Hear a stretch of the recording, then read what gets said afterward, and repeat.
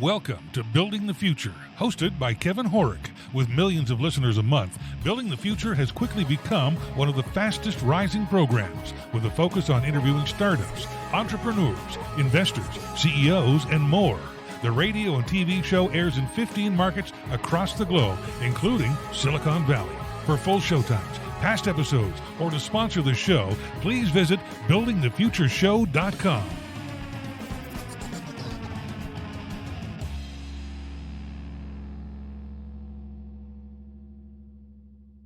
Today's show is brought to you by OnPay, the new standard in payroll.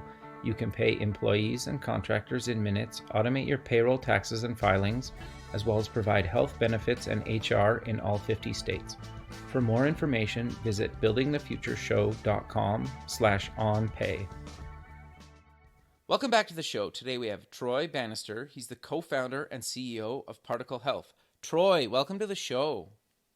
Thanks, Kevin. Thanks for having me. Yeah, I'm really excited to have you on the show. I think what you guys are doing at Particle Health is actually really innovative and cool, besides all the craziness that's going on, and we'll dive deeper into that. But maybe before we talk about Particle Health, let's get to know you a little bit better and start off with where you grew up. Absolutely. So I grew up in the Pacific Northwest in Seattle, right outside of Seattle. Very cool. Went to UW there as well. Okay. So did my undergraduate. So I spent a lot of time in the general Seattle area. What did you take and why? For school? Yeah. I studied biology with a focus on physiology. Kind of interesting story. When I was in high school, my math teacher always told stories about being an EMT. Okay. And there are these, crazy stories of, this, that, and the other.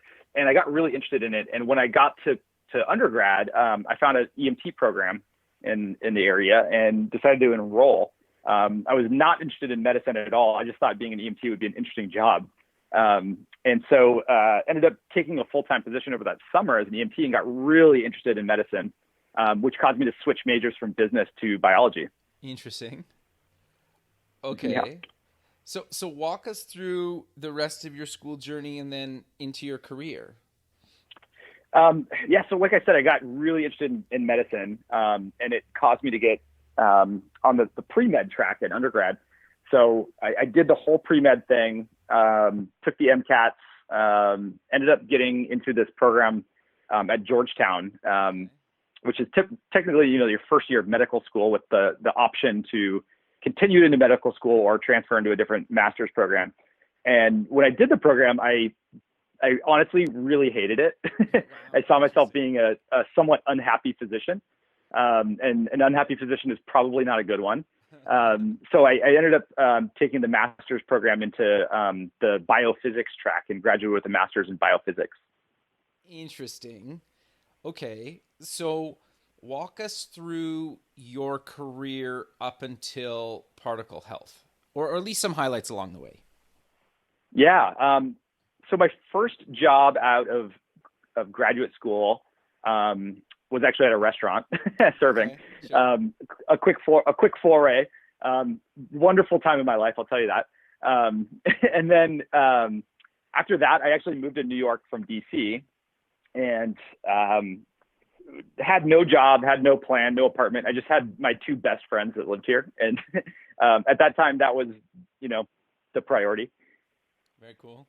And so I packed up a truck, moved to New York, and looked for a job. And because of my background, I was able to get a job at Mount Sinai doing clinical research. Right. Very cool. I'd done a little clinical research in undergrad, so I knew kind of what I was doing, and took that job pretty quickly. Did it for a couple years. It wasn't my favorite thing to do, but it had me in the hospital, working with technology and working in medicine, which made me happy. But while I was there, they were just launching what they're calling their digital health innovation track. Okay. And they were doing these really simple things, like sending text message reminders to take medicine at the right time. And they were showing huge value in such simple technology. And it got me really interested in how technology played into healthcare. So I quit that job and joined Startup Health here in New York, which is an accelerator and venture capital firm. And it got me working one-on-one with entrepreneurs. Very cool. Okay. So walk us through how you came up with the idea of particle health and what exactly is it? Yeah. Well, so, that whole story I just told you about EMT to Yeah. med school to clinical research to entrepreneurs. The one thing that was just painfully obvious throughout every job I had in healthcare was that nobody had access to medical information. Totally. Didn't matter if you were a researcher, a doctor, or a patient. The best way to do it is by fax machine today, right? Which is crazy. It's crazy. It's still about, I think it's somewhere around 70% of medical data is still exchanged by fax today. That blows my mind. So it's horrible. So that was the problem that I was interested in, because if you could solve that problem, you solve problems for entrepreneurs, doctors, patients, insurance companies, clinical researchers. Everybody wins that solution. So it was such a big core problem to healthcare that I had seen over and over again. I got, kind of obsessed with that issue. So that was kind of the first ingredient. The second ingredient was there are these new rules being talked about from the government, specifically from the ONC. The two big rules that they were talking about that I was interested in, one is called TESCA, Okay. which stands for the Trusted Exchange Framework and Common Agreement. And it basically lays out a plan to create a network across the United States. So a mesh, if you will. So I got really interested in that. And then the second one was called anti-information blocking. And just like it sounds, it basically says you're not allowed to block information from being shared for pretty much any reason. And before that rule, that actually passed in just recently in March. Very cool. These stakeholders, whether it was a hospital or an EMR, could basically say, no, we don't want to share data just because we want to. And that was causing a lot of barriers to share information.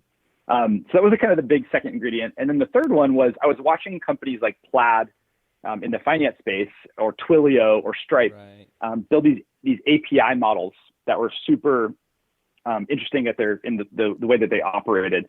And I thought that, those three ingredients, that problem, the new rules and regulations, and these new models that were, proving themselves over and over again in different industries could be a really interesting thing. No, that's actually quite fascinating. So what made you actually decide to make the leap and build this thing? And how did you build the first version? Did you self-fund? Did you bootstrap? Did you raise a little bit of capital? Like, walk us through that. Oh man, these were interesting times in my life. So I quit my job without a plan. Okay. I didn't know I wanted to start this company. But I had to run my course at my previous job, and I was ready to leave. Okay. And I just decided I'm gonna stop. So I ballsy. stopped working there. It was incredibly ballsy. I don't know if it was ignorant or ballsy, but it was one of those two things. So there was a good month where I was, in my apartment pacing back and forth, in my head, what am I doing? What am I doing? Okay. Interesting. And, I was applying to some jobs and I wasn't super excited about any of them. And I was still playing around with this idea. And so I started to put a little bit more time into it. And, I'd go to the coffee shop down the street and, start doing some research, call some people. I started to formulate somewhat of a plan about what this thing would actually look like.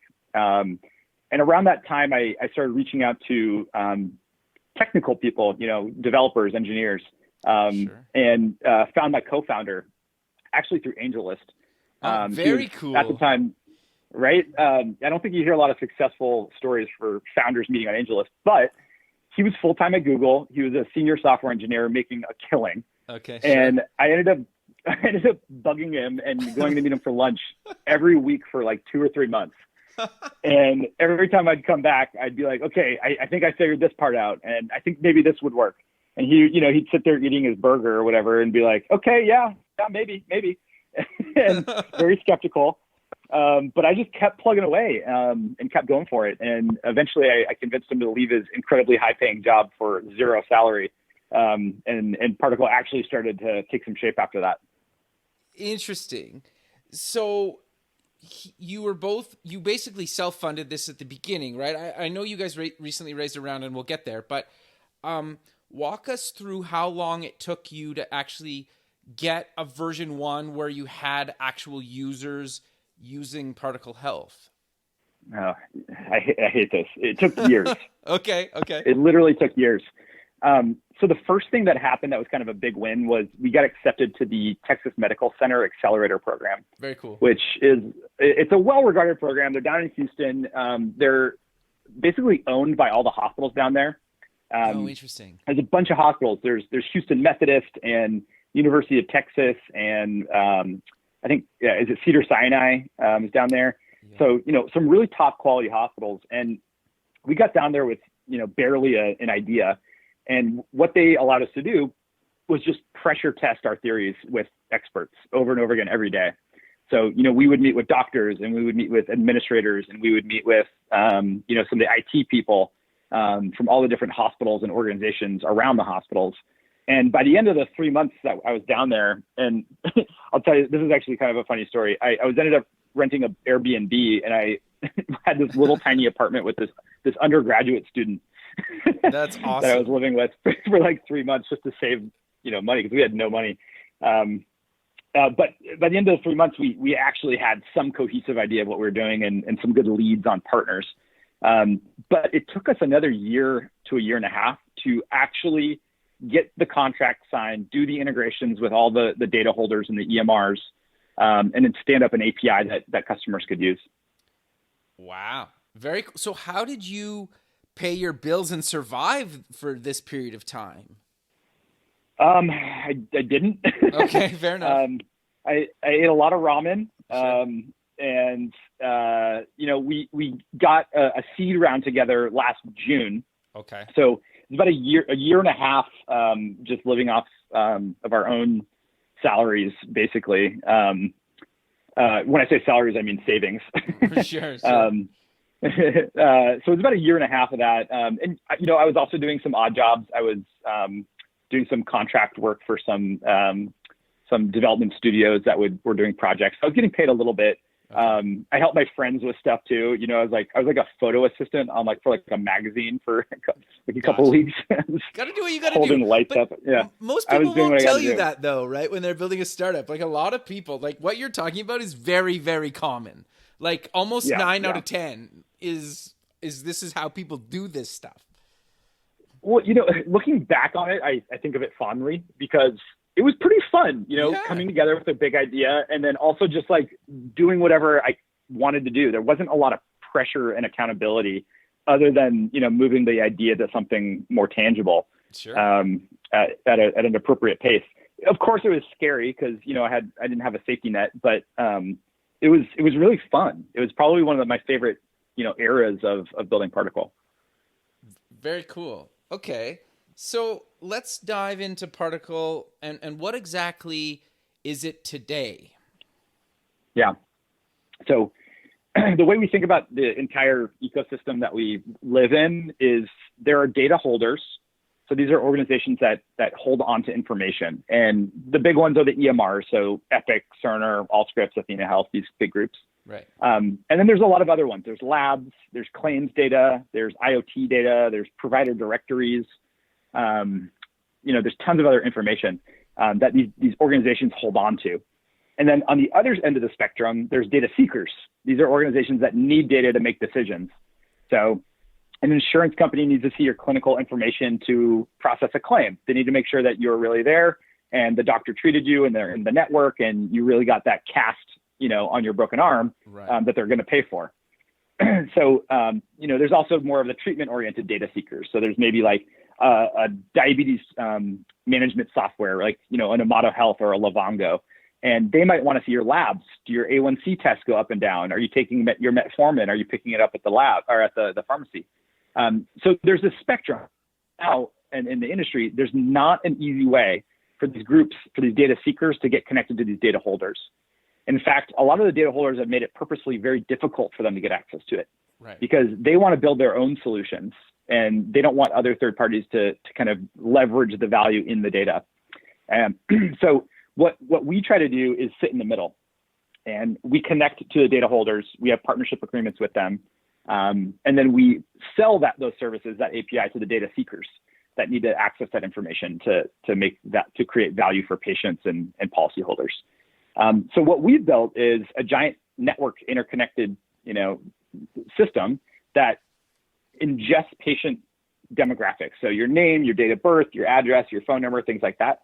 And then we actually have a search algorithm that searches across the United States, finds all your records at all the different data holder locations, and then pulls that data back for the data seeker to use with your permission, of course.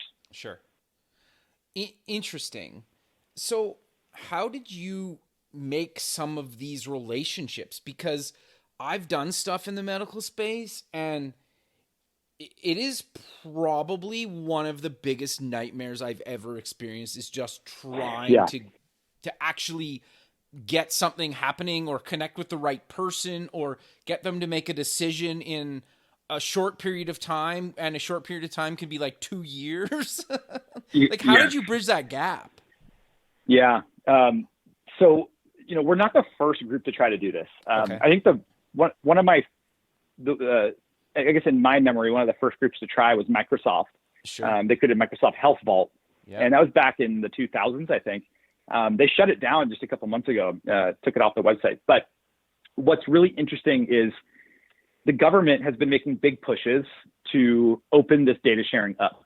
Okay. And I talked about it a little bit earlier. TEFCA and information blocking are these two rules that have passed into federal mandated laws that say these data seekers and these patients that are using these tools have to have access to this data now. It's not fair for them not to have access anymore. So these rules have really opened up the playbook on how to do this. I think we're the first group out there to actually have contracts and integrations and stand a product up. So we're really, I think, the first proof point that this is possible. Very cool. It's always really funny. I get on the phone with customers and they'll be like, "This is not possible," and then we show them a demo and they're like, "I cannot believe you're doing this right now." It's I've been in healthcare for 20 years and this is the first time I've ever seen anyone do this. So, excuse me. Times are changing. No, that's really great to hear, because well, you know the struggle, right? And anybody else out there knows the struggle in healthcare. So that's cool that you guys you've finally broken through and are getting these deals in place, and it's great that the government stepped in and basically made this law. But do you want to give us some examples or some use cases of how people can use Particle Health? I know you kind of gave a general overview, but I want to dive a bit deeper into that. Yeah. So I think the most straightforward use case is, let's say you have you're sick or you have a rash. Okay. Let's go with a rash, because rashes are fun to talk about. You have a rash, so you download an app or you go to a telemedicine service through your insurance company, whatever you use. And you say, "I want to talk to a doctor on a telemedicine service." Today, you would download that app and you'd have to fill out a bunch of forms and you'd have to say, "Hey, I have a rash." Then you'd wait a little bit and you get on the phone with the doctor, and the doctor would ask you a bunch of questions. And at the end of it, hopefully they figure out what that rash is and can help. In a world in the future where Particle is powering a telemedicine service, you would download that app. It would say, "Hey, do you mind sharing your medical history with the doctor you're about to see?" You say, "No, that's cool with me. I consent." The doctor would then get a parsed piece of information from your medical records that say, this person has an allergy to these medications and they've had a rash 15 years ago. And you'd get on the call with the doctor and they'd say, "Okay, I pretty much know what this is. And it looks like you had a rash 15 years ago. Do you remember that?" And you'd say, "Oh my gosh, I forgot I had that rash," and they'd say, "It looks like you were prescribed this drug, this cream, 15 years ago. Should we re-prescribe that cream? Did it work for you?" "Yeah, it worked," and it would be done. So really what we're doing in this use case is we're accelerating the whole process. You don't have to be filling all these forms out every single time. We're hyper-personalizing the care because the doctor has a full profile on your health. And we're also leveraging all the data we've collected on an individual in the past to make a better, more accurate, prognosis and plan for the person. Rash is a really simple one, but when you start thinking about diabetes and cancer and these other, more complex disease states, this is where it gets really important to have all this information. And it can make a huge difference when you're really scaling a technology solution to move healthcare kind of to the next level.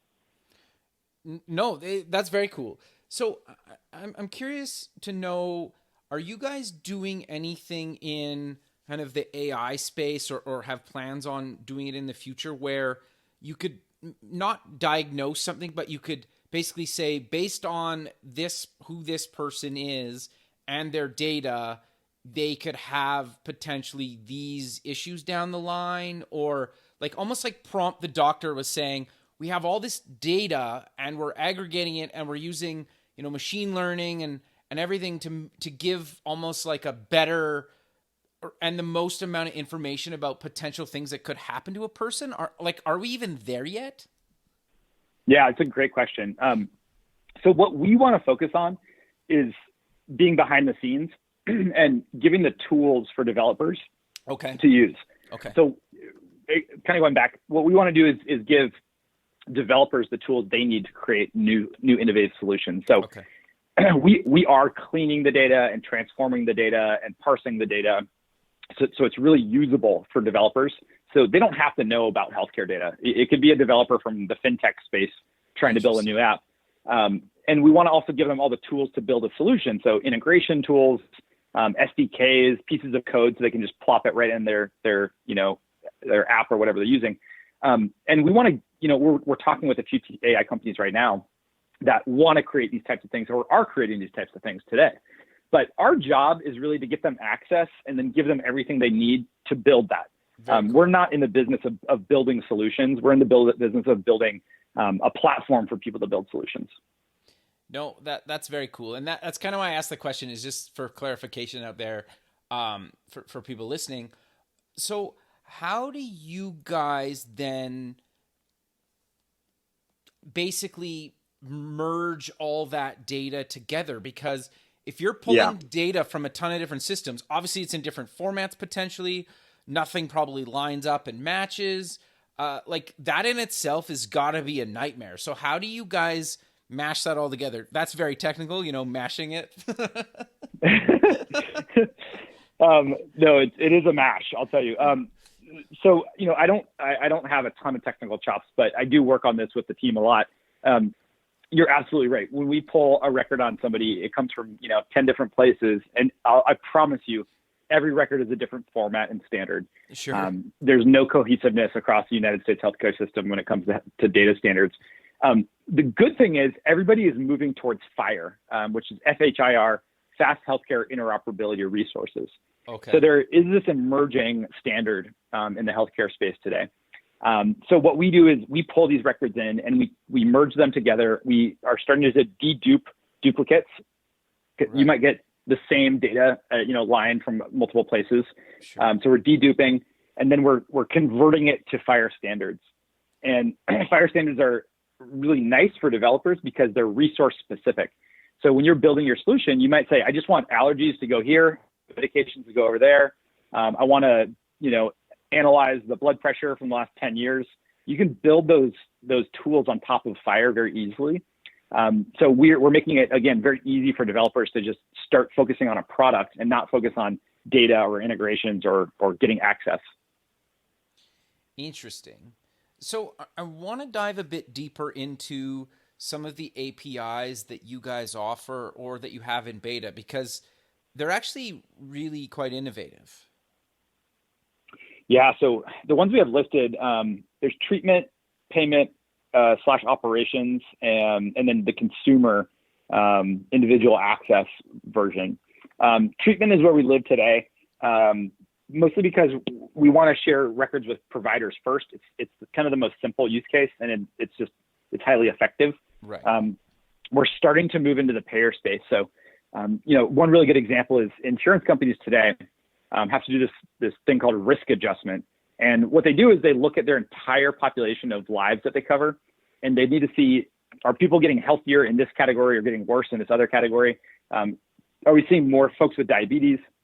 If we are, what can we implement that will decrease the risk of our population, keep them healthier?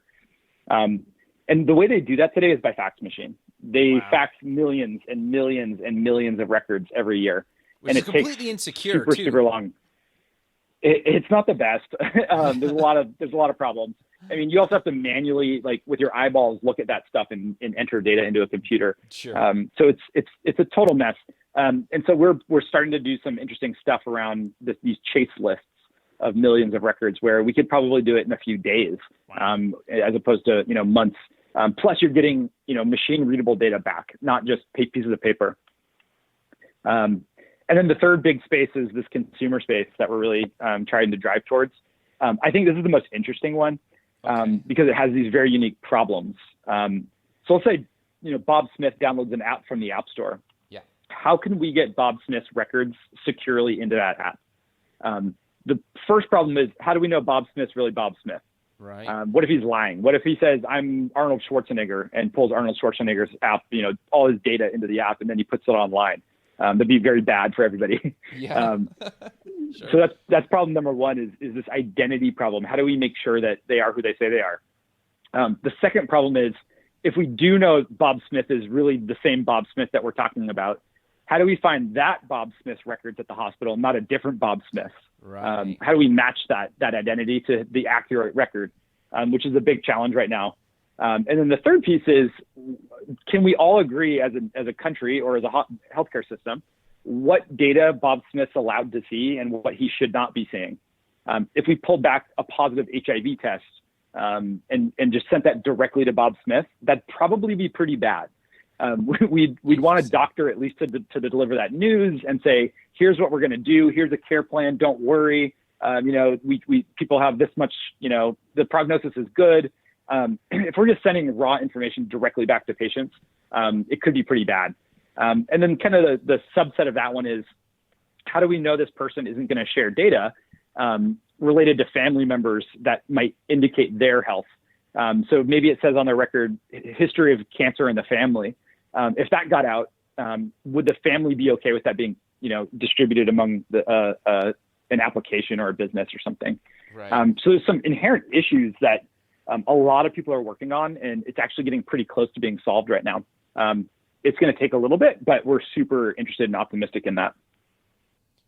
No, that's actually really interesting, because part of me too, like just on the consumer side, is I would love to have the most amount of data about my health and also be able to share that with, my wife and my parents and then potentially pull in their data as well. So, if one of them gets really ill and they can't even talk at some point, like I have their data, and that's been approved by them, obviously, that I have access to it, that I could just hand the doctor my phone and say, well, here's everything to know about my parents, right? Or whatever, which is really interesting. But there's a whole bunch of problems and permissions and you're right, what gets shared and updated, and as people age or get better or worse in health, how does that data get updated, or what gets updated and synced across all the different devices and who you're sharing to, right?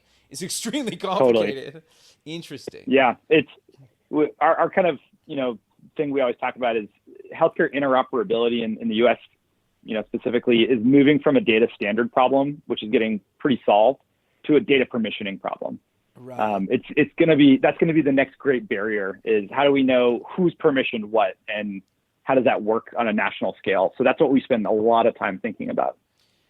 No, that makes total sense. So since all the Corona and do you think that people are going to be more open to sharing their personal data or less open? Or do you think a certain percentage, or what are your thoughts around how you think people will come out of this? And do you think people are going to be willing to give up some of their privacy for the greater good of kind of society because of Corona? Yeah. I think before Corona, people wanted to share their healthcare data more and better. Okay. I think we're at such a low bar before, I couldn't even get access to my own data, and I've been trying to do it, and it's not easy. I don't know where all my records are, and I have to send faxes, and it's just absolutely nuts. So I think that before Corona, there's already a big push from people to be able to share their data better. Now, in a post-Corona world, I think that the organizations that have traditionally been resistant to opening up data sharing standards have moved to the other side. Okay. And are now okay with it at least. Epic, the biggest EMR system in the US and I think internationally, was maybe the one stakeholder that was fighting really hard against these anti-information blocking rules. And they had a valid concern about privacy. I understood that. But since Corona, they've taken the other position. They've joined the side of let's share more and let's share better. So they've, if anyone is an indicator of opposition to sharing more and better, it's Epic. And seeing them now jump to the other side has been really, I think, a game changer. Interesting. Well, and I also think too, just having my medical records on my phone, if I'm traveling even, right, it is super useful, right? And then, like just simple use cases is when, and I think more and more people are going to be really conscious of who's sick around me going forward, right? Or even as something as simple as like the flu that goes around a few times a year, right? And so I think it's going to be interesting to see how all this stuff plays out. But I'm curious to know, and this is maybe a weird question for you guys, but how do you guys decide what features to actually add to the platform and your APIs? Because you probably get some pretty wild, interesting requests sometimes, but sometimes they're simple to implement, sometimes they're challenging, sometimes they're somewhere in the middle, and sometimes they just don't make sense for your platform. So how do you decide where to take the platform based on customer feedback or your own internal roadmap? Yeah, so we look a lot at the Stripes and the Plaids and the Twilios and the AWSs, the PayPals. Right. They all have these core API infrastructures that between all of them have a core common, value proposition, right. And feature set. And it really gets just to the bottom of how fast can a developer go from signing the contract to creating value. That's the hardest part. Sure. And so anything that supports that vision, and I always say our North Star is that one entrepreneur in the garage that has a brilliant idea for a healthcare app, but no time and money to do the integrations and deal with the data. So if we can cater that one person and we can get that single engineer up and running on the API, just focusing on building a brilliant product, then we've done our job. So anything that helps and supports that vision is what we're focused on. No, that's very cool, actually. And like, that's a really interesting approach because you're right. People could build this stuff themselves, but it's a nightmare and it would take them a ton of time. Hence why you guys built the business around it. Right. Interesting. It's just like AWS, you could probably go find a server and rent it and build the tech stack to use the server. Or you could click a couple buttons and have AWS up and running. Yeah. Same thing. It's just how quickly can we get somebody up and running and building something new and innovative? Sure. So I'm curious to get your thoughts and advice on, because you clearly were in the trenches for a number of years before, you guys actually had a kind of version 1 and you had users. How did you keep the motivation going to not quit? Because that's really hard, especially in challenging times. Yeah, I definitely had a chip on my shoulder after the med school stint. Okay. That was like my life. I was so hyper obsessed with becoming a doctor for so many years, and I put so much time and effort into it. And then I got there, and I was like, "This is not for me." And Interesting. I walked away thinking like, I had a chip in my shoulder. I was almost angry. And the way I, decided to spend my time was focusing on the problems in the healthcare space that were maybe bigger, that would have made my time as a doctor, or maybe it would have made me happy to be a doctor. I'm not really sure, but all I really know is I walked away from that with a foul taste in my mouth, and it really pushed me to find something that would send shockwaves through the health system in a good way. Interesting. No, that's actually really good advice. I'm curious, do you have any other advice for entrepreneurs that are either looking to get into the healthcare space or other verticals that you've kind of learned along the way that you'd like to pass on? Yeah, I'd say a couple things. Number one, do it the right way. I think healthcare specifically, it's really easy to cut corners and, do something a little bit easier, whether it's a feature or a partnership or, whatever it is. It's really easy to say, let's just do it this way. It's easier. I think with healthcare, you have to take every step and do it the right way. And it's harder and it costs more money and it takes more time, but it's at the end of the day, you look back and because you've done it right, you're a strong, stable company because of it. I think number two is healthcare takes longer and is a little bit harder and I think more dry than a lot of other industries. And so the thing I always preach to my team is, make sure we're doing this in a fun and sustainable way. Don't work too hard, take time off, make sure you're doing things at work that you like doing and not the things you don't like doing, because this is a long road and, people burn out and they stop producing as well because they start to get a little sour about it. So if you can create a system of work that is a little bit slower and a little bit more pleasurable and enjoyable, then you're going to be more successful. It's not about sprinting in healthcare at all. It's about doing it the right way and making it an enjoyable experience. Interesting. That's actually really good advice.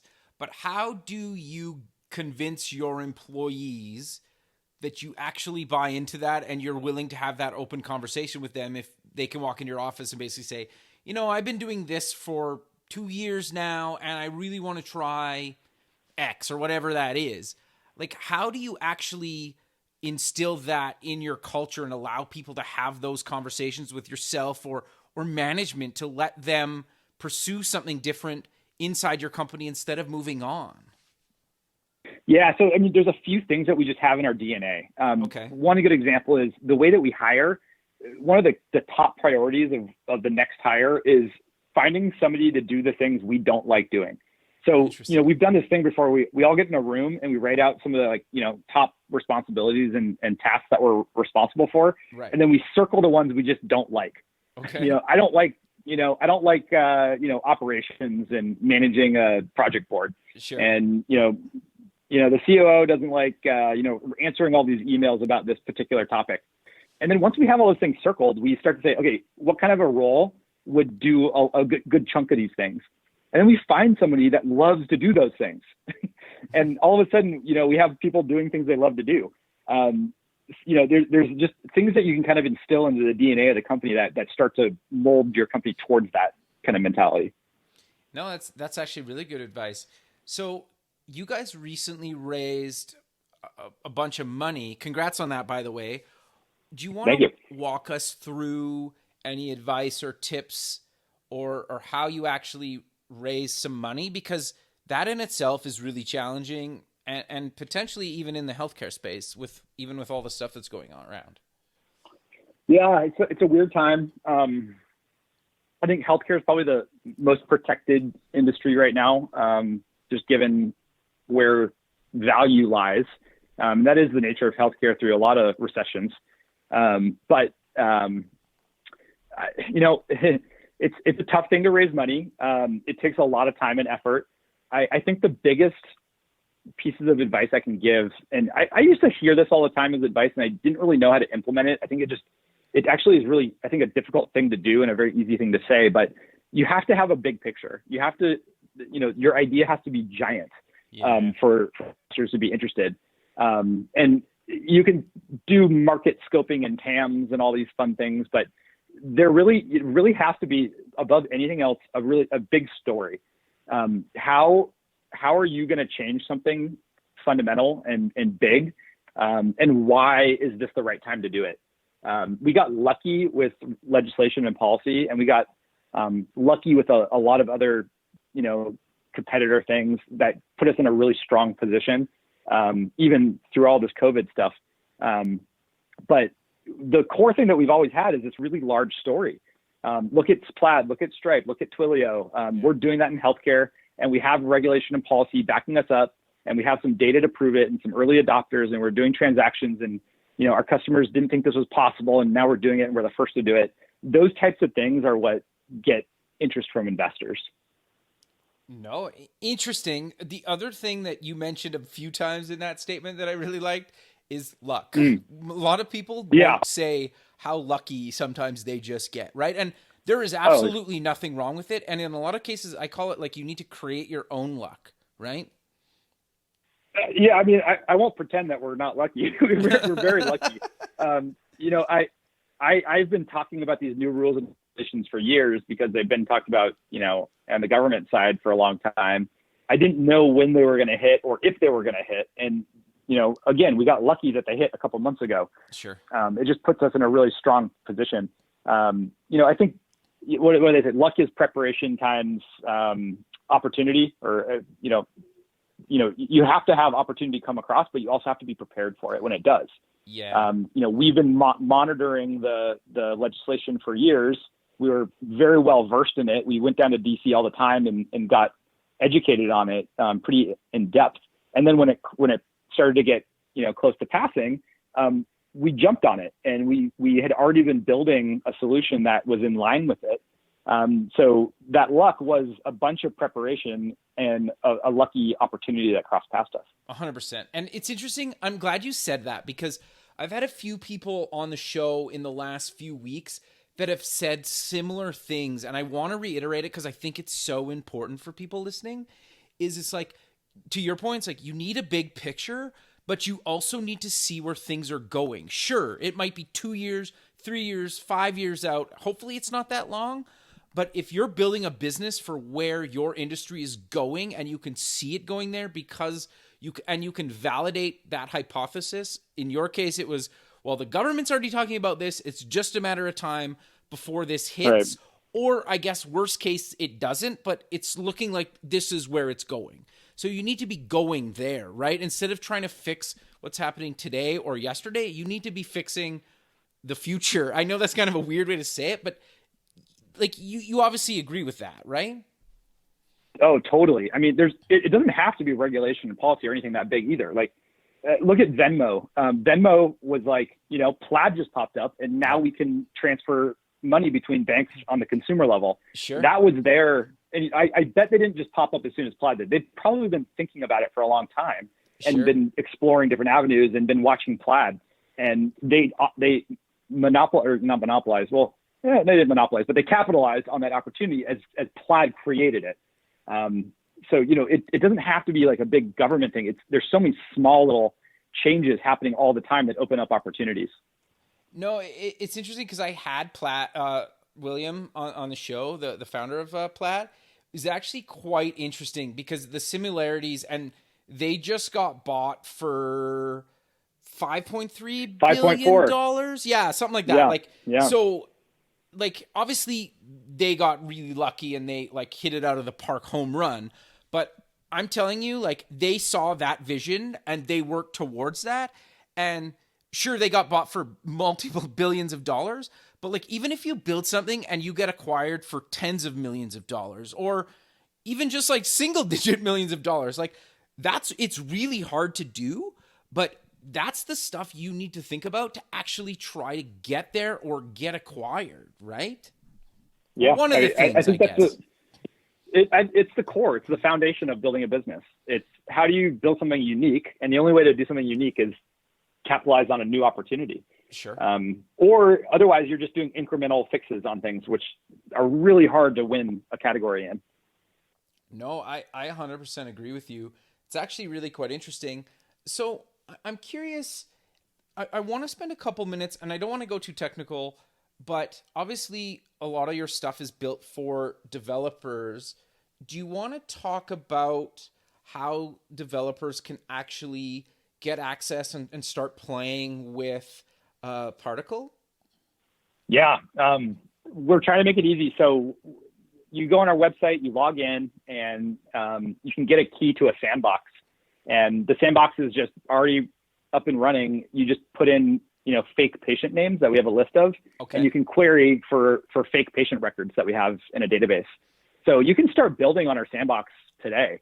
And then once you have a product or an MVP or whatever, you basically request a product ready API key. We hop on a call with you and make sure that, everything is legit. from a HIPAA standpoint. Sure. And then you're off to the races. It's pretty much that easy. The API is pretty ugly right now, I'll be totally honest. We're building out a full-on customer portal right now and developer portal that it will be nice and branded, but it works. And that's the really cool thing is I think a lot of people get, kind of blown away because you go in there, you type in a person's demographics, and then you get all their medical records back in seconds.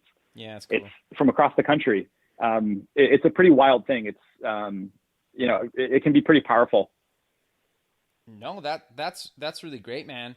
But we're kind of coming to the end of the show. So how about we close with mentioning where people can get more information about you guys and any other links you want to mention? Yeah, I mean, particlehealth.com. I always hop on the phone with people, even if it's an entrepreneur with an idea. I talked to a few today because these are the people we really want to solve problems for. And hopping on calls with them is my favorite thing to do, listening to new ideas.